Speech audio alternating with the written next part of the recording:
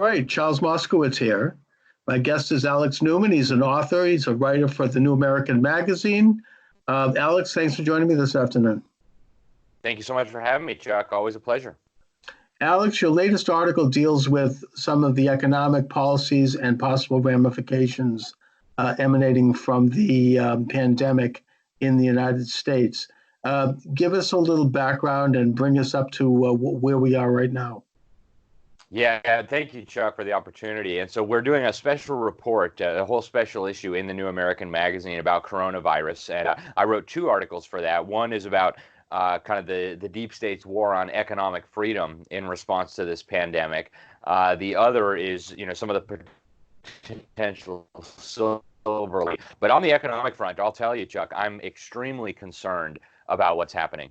You have the largest spending bill in history rushed through without even a recorded vote. And then when Congressman Thomas Massie asked that they at least go on record about who's voting for what so there could be accountability, everybody freaked out, including President Trump, and started attacking him. Mm-hmm. I think that's very, but even more disturbing than that is the $6 trillion once you add in what the Federal Reserve has committed to create. And they're literally creating money out of nothing and using it to buy up real assets. They're using it to perpetuate the bubble in municipal bonds. They're using it to buy up stocks. They're taking equity positions in companies. This is absolutely crazy, Chuck. Then you add to that the move to dethrone the dollar and move to a global currency run by the IMF, the special drawing rights, the move to get rid of cash. The Democrats actually tried to sneak in a digital stimulus bill that would have paid all Americans their stimulus using these digital dollars and digital wallets maintained by the Federal Reserve. You realize that the enemies of freedom are exploiting this crisis to advance their totalitarian and globalist agenda, and it's got me very concerned, Chuck. Well, yeah, it was like what Rahm Emanuel famously said, that you can't let a good crisis go to waste. And whether or not this is a crisis that was created in a laboratory, these are some things that are starting to come out now. We don't know. But either way, it is a crisis. And the reaction to it is something that almost approximates what communism only could dream of in this country. We've never had a situation where we are literally being shut into our own homes and that you can face penalties, which means you could technically face prison if you violate those ideas. Now, that doesn't mean, I'm not talking in the formal sense. I don't want to alarm anyone. But there are a lot of anecdotal things coming out with regard to people being seriously threatened because they're at a supermarket and they coughed or something like that. There was just a minister in Florida who was fined because he held a service. There's Orthodox Jewish synagogues in New York that are being told that they're going to be confiscated if they attend services. Certainly it's an assault on religion, but putting that aside, this is an open and frontal assault on the most basic and fundamental recognized rights in the Constitution. I get the fact that we have a pandemic, and I'm being careful like everyone else. I'm not going outside and hanging around a lot of people right now. And, I'm concerned. It is a disease, and a disease is a disease. But it is setting certain precedents in terms of what we're getting used to and what we're learning, what we're being conditioned to accept. And I think that we're all concerned about getting back to the status quo ante. But yet you're talking here, Alex, about this enormous so-called stimulus, this emergency borrowing, which would never have happened if there wasn't an emergency, and which, I suppose, I've heard some things on the positive side which say that this is going to end the Federal Reserve, because if they drop interest to zero, then basically the U.S. Treasury is merging with the Fed, and this could mean that we'll have what Abraham Lincoln created during the Civil War, greenbacks, monies created on the full faith and credit of the United States that are not loaned at interest by this international cartel of bankers, which is what the Federal Reserve is. Yeah, I've been hearing that too, Chuck, and I'd like to believe that that was going to be the case, but I'm just not seeing it. What I see is similar to what happened in the 2008 crisis. The Federal Reserve is now setting up these things they call special purpose vehicles, which is just a fancy name for a front company set up by the Federal Reserve. They're working in partnership with the Treasury. But what the Federal Reserve has said is we're going to basically create unlimited liquidity. In other words, they're going to print unlimited money, or at least create it digitally through the computer. And then they're using this to buy up real assets. I mean, they are de facto nationalizing industries, nationalizing countries, or excuse me, companies. And they are perpetuating these unsustainable economic policies. Now, I take a little bit of a different view on the economy. I know a lot of people were thinking the economy was just doing fantastic. I think we never really fixed the problem during the last economic crisis. All they did was just flood the world with funny money and keep interest rates insanely low, which, a number that wasn't justified by market fundamentals, by the supply of loanable funds and the demand for loanable funds. And they have now created a situation that's just explosive. It's extremely dangerous. Now, you have the government forcibly shutting down the economy. They're openly talking about, as many as 50 million people. The Federal Reserve Board of St. Louis projected that maybe 50 million people, 47 million people, would lose their job. That's about a third of all American workers. They're talking about shaving a third of GDP off of our gross domestic product. This would be absolutely catastrophic. I mean, this would be like, a nuclear bomb attack on some of America's biggest cities. I mean, it would be impossible, I think, to overstate the significance of this. And unfortunately, I think the biggest problem is the government in this case. There's a virus out there, and people ought to take precautions. But shutting down the economy could prove far more destructive than anything that a virus could do. And then you add on top of that, as we were talking about earlier, the destruction of our civil liberty, even our most protected, our most fundamental, our most sacred rights, right? Religious liberty. Congress shall make no law respecting an establishment of religion. That means they're not supposed to be telling churches, yeah, you can or you can't do this. I mean, the government doesn't get to decide when churches and synagogues and things like this meet together.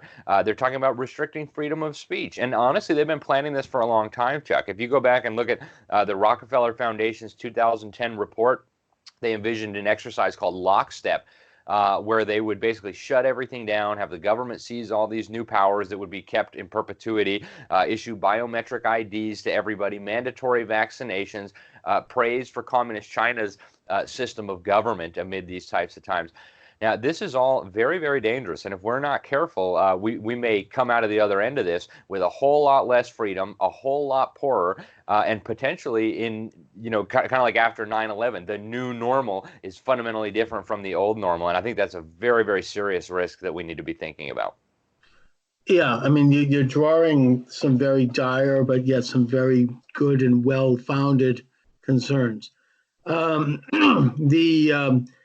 There's a precedent for the oligarchs, the East, what we used to call the Eastern Seaboard liberal establishment, the internationalists, the globalists, profiting and consolidating power in advance of, for example, the Great Depression, where they a lot of them consolidated their properties into real estate and objects of art and other things that have intrinsic value, gold, etc.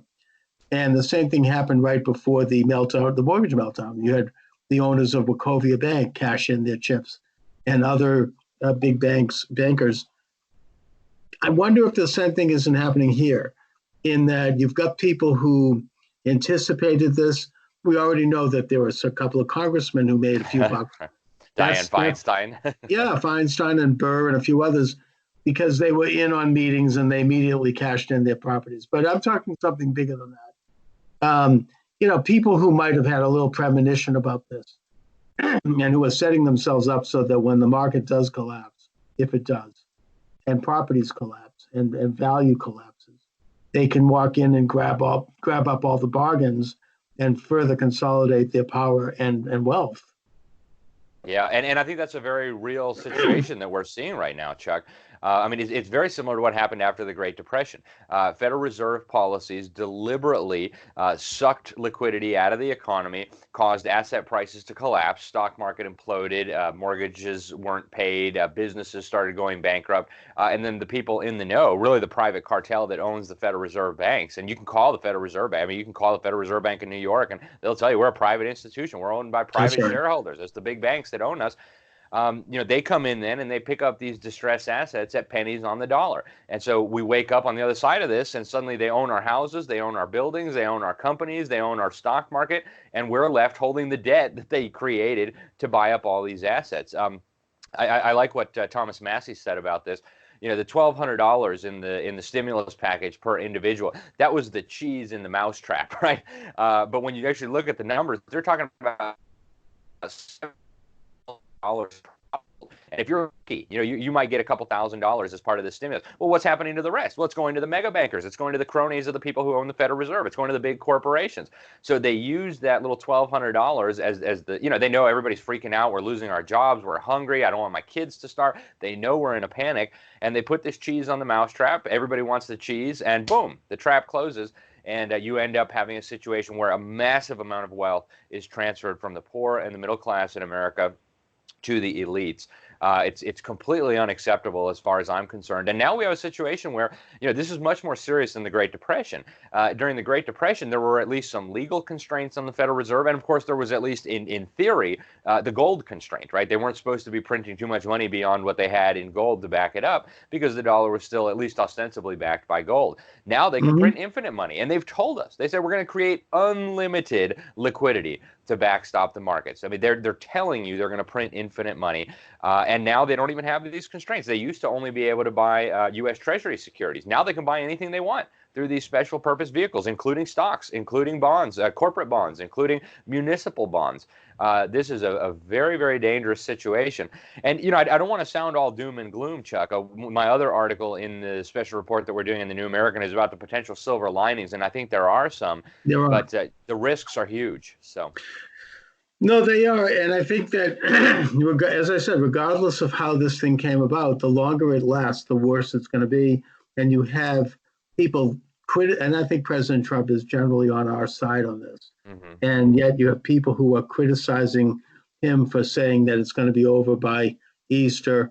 They want it to go longer. You've got Jeffrey Sachs, the CEO, multinational corporation CEO, who's responsible for a lot of very bad stuff all over the world already, saying that he expects the thing to run through till Labor Day. I mean, that, they want to prolong this thing. And every day that it goes on is a day that we're going to get further and further in the hole.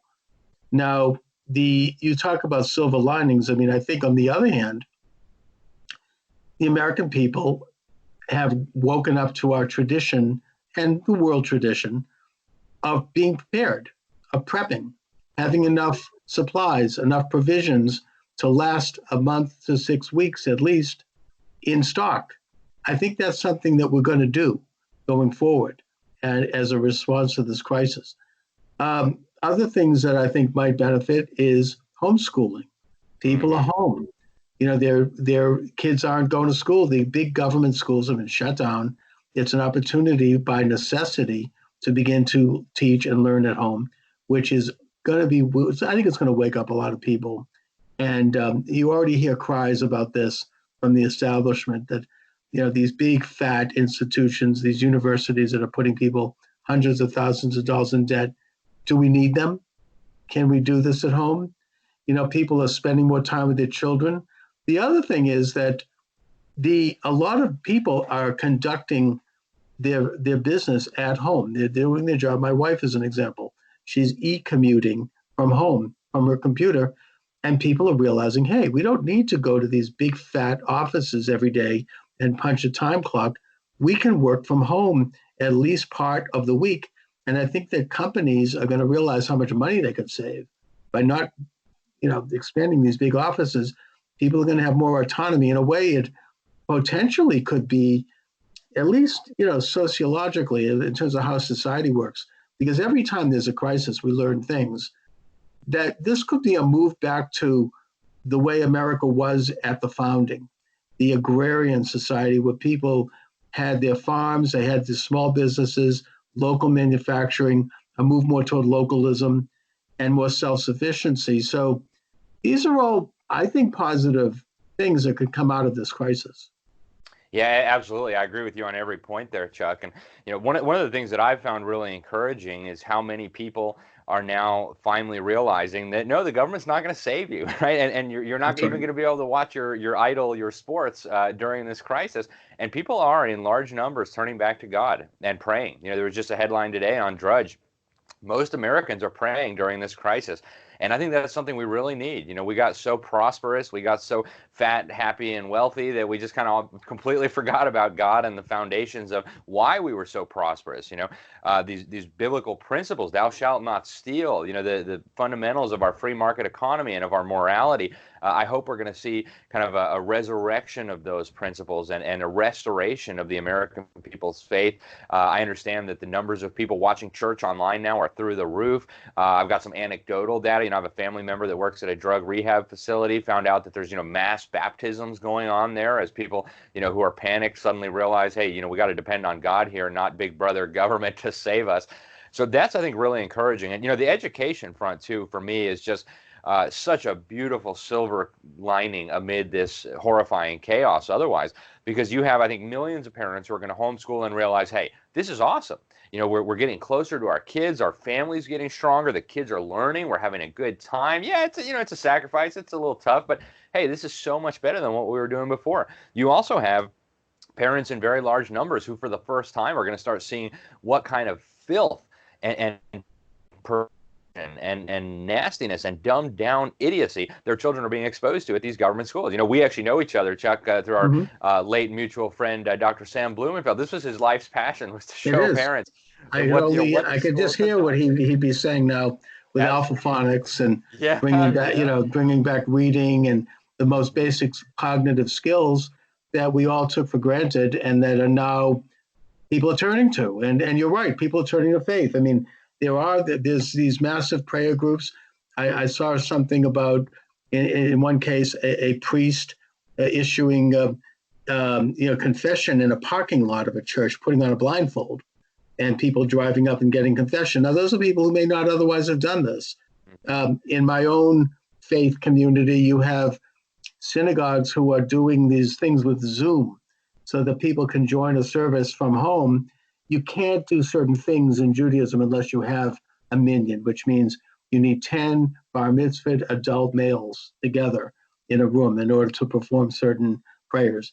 So, yeah, that can't be done. However, and you can't have a mass either online. But you can, it's bringing people out who otherwise wouldn't have done anything at all and who are joining these Zoom groups. And there are discussions about Torah and there are discussions about, the situation in that context that they would never have had before.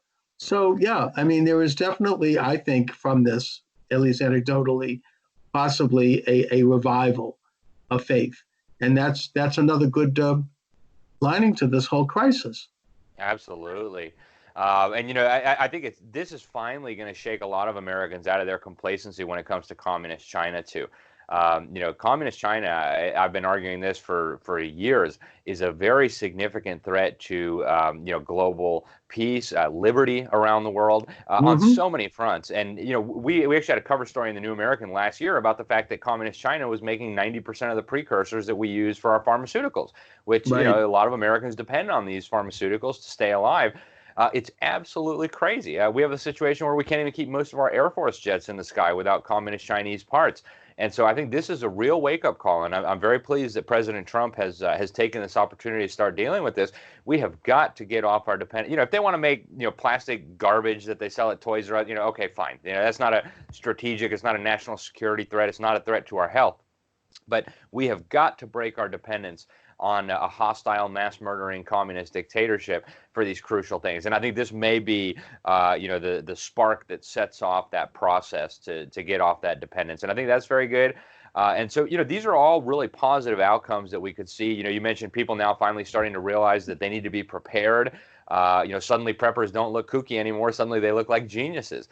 You've got all kinds of first-time gun buyers going out to the gun shops and saying, hey, the government's not going to be there to protect me. I have to protect myself. that's going to be a very positive thing, even after this all calms down. So hopefully there's going to be a lot of benefits from this. But, on the risk side, we do really have to be careful that we don't surrender liberties. Once we give up liberties, they're not going to give them back to us, without Right. No, a that's very right. serious fight. So That's going to be a big one. And Senator Marsha Blackburn of Tennessee actually has a bill right now to to reevaluate and to end dependence on China for foreign pharmaceuticals and medical products. I guess China has almost a monopoly, apparently, on masks and hospital preparation, which is woefully short right now. And of course, we found out that it has been short in the government supply since Obama didn't replenish it after the N1 virus. But putting that aside, this, I think, and you might comment on this, Alex, this has a potentially positive effect on awareness on the importance of national sovereignty. And when I say that, people generally understand and praise the fact that President Trump shut the border to China immediately back in January. At the time, he was criticized by the usual establishment. Oh, you got something against Chinese men and women and all that crap. But now, it's recognized. Even Canada has shut their border to the United States. The European Union shut their borders just recently after there's already been 1,000 deaths in Italy. Took that much, but they have finally done that. And they're not responding to this clamor to let Muslim migrants come in from Greek islands, which otherwise they may have done. So you've got an awareness of the importance of national borders. And this is in a crisis, we can see that importance magnified many times over. There's even states that are asserting their borders. Rhode Island is preventing New Yorkers from coming into the state, and they're checking them at the border with patrols. Indiana has shut their border to Michigan. This is something that Florida has shut all their borders. It's a reassertion of sovereignty on a lot of levels, and it's new awareness, hopefully, of the importance of sovereignty and why sovereignty is progressive and important and democratic.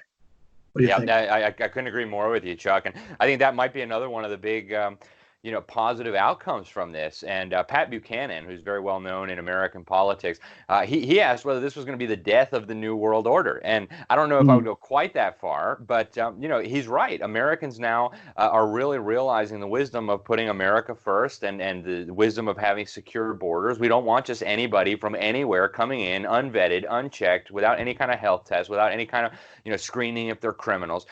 So I'm hoping this will be a positive outcome. And you're right, at the state level, too, to have different states responding in different ways. We don't all need to have our states just being subservient administrative units or provinces of a centralized regime. And I think in that respect, Trump has done, and I think Trump has done a good job on that. He's been pressured by some of his deep state advisors, some of the swamp creatures, even some of the governors. Oh, you need to, shut down the country and you need to tell everybody what they should be doing. And he said, no, the governors are handling that. We might issue guidelines, recommendations, but we are not an all-powerful dictatorship where one guy makes all the decisions. So I'm hoping that kind of sentiment will last. And I tremble to think what would have happened if we hadn't had President Trump in there. Oh my God! Thank God Hillary for Trump. I know. Yeah, can you imagine if there had been a liberal Democrat in there, we would already have had martial law. We would have a complete confiscation of big corporations. In fact, Mayor de Blasio of New York already called for that. Yeah, shutting down churches and synagogues forever. Yeah, well, that's right. But he's also called for the nationalization of major industries. There would be concentration camps. I'm sorry, I'm not saying like Hitler's type, but people would be put away in places if they had the disease or if they were violating codes by going out to a supermarket and sneezing or whatever. I'm just saying that this is thank God for Trump. He's been pretty steady in terms of exercising power moderately when possible. We are worried about, as your article says, extra governmental institutions like the Federal Reserve, which has a monopoly control of the value of our currency. That is a big problem. But there very well may be a way to address that as well as we go. These are dangerous times. Alex Newman, I'm glad that you're shining a light on these issues. It's going to become critical, that you do so, that we all do so in the coming days and weeks. And hopefully it won't be too long before this thing is over. What do you think? Yeah, I hope it's going to end soon. I was really pleased that Donald Trump is, trying to keep people, give them hope that, at some point soon, hopefully this will be ending and we'll get back to normal. I think it's very important. And, thank you for having me on, Chuck. I think Thank this is a you. really important discussion. I hope the viewers will share this. We've got a lot of information over at thenewamerican.com if people want to stay up to date without the, CNN fake news hysteria. We'll send you the information that's important, Yeah. that's vetted, that's accurate, so you can make good decisions during these times. And thanks again, Chuck, for having me. It's always a pleasure. I appreciate very much what you do. So thank you, Alex, and let's talk soon. Let's stay in touch and do it from time to time. excellent. I'd love to. Thank you so much, Chuck. All right. Thank you.